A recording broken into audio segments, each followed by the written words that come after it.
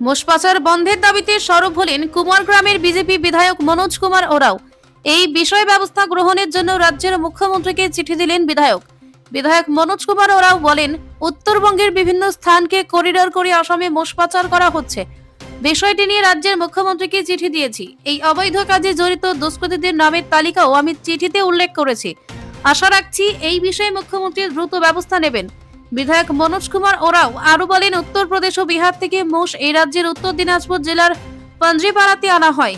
এরপর ইসলামপুর, ফটাপুকুর সহ ডুয়ার্সের বিভিন্ন এলাকা হয়ে কুমারগ্রাম ব্লকের বারবিশা এনে নামানো হয় মোষগুলোকে।